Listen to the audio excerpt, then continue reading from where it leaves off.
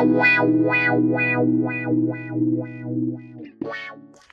right, hey everyone. Every now and again, we get some interesting questions from our adoring fans, and we do truly cherish each and every one of you. And a question has popped up more often than not is, hey, what is it with the whole soap eater thing? Yeah, we even did a sticker for it. It'll be available on the website for $2. All right, so what's up with the soap eaters? Soap eaters come from our first year at the Renaissance Festival, the Bristol Renaissance Festival to be precise. We were in this itsy bitsy little kiosk, had very little space to work with. Our total offering at the show was 8 blends of soap. That's it, nothing else. And to entice folks into trying our soap, or at least taking a chance to step in the shop and smell it, we had a basket. And in the basket, it was filled with soap samples. I can go grab one right now. Hey. Samples of soap in a basket.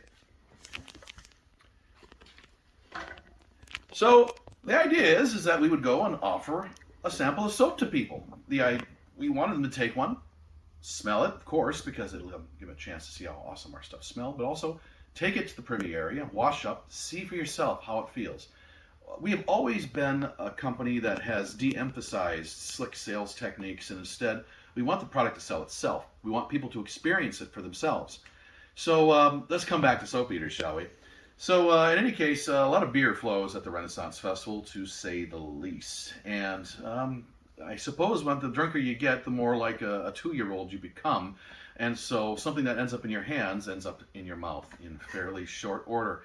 And so we found very quickly, after even the first day of offering our samples, people were biting into them and chewing them and eating them. And believe me, this stuff, as much as it smells great, it does not taste good.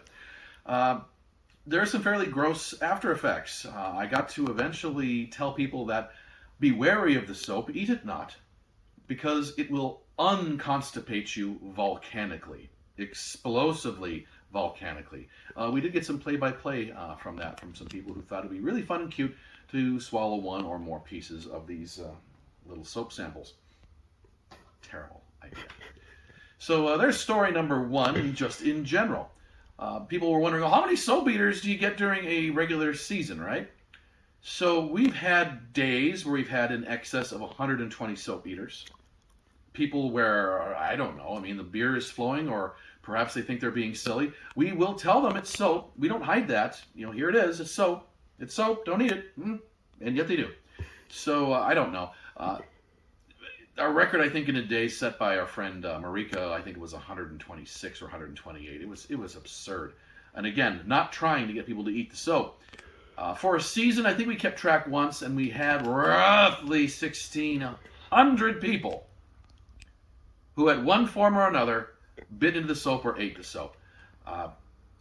And to commemorate all this, one of our long-term fans bought us a blackboard that we screwed into the wall of our Renaissance Festival shop outside, and we keep tally marks. So that's how we know how many people ate the soap, because there were hashtags.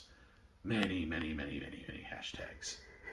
And so one thing I really wish I would have done, looking back at the 24 years we've done the Bristol Renaissance Festival, I wish I would have had on a space in our tally sheet just how many soap eaters there were.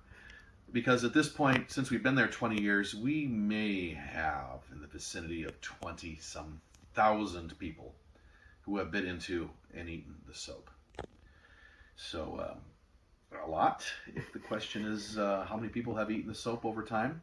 There's multi-generational soap eaters, and these are the frightening ones. So you do something for 24 years, and that's a long time. People get to know you, well, you lose track. I mean, kids, if you're only in your 20s thinking about a career, believe me on this one, 20 years goes by really, really fast. And so it was the last couple of years we started having circumstances where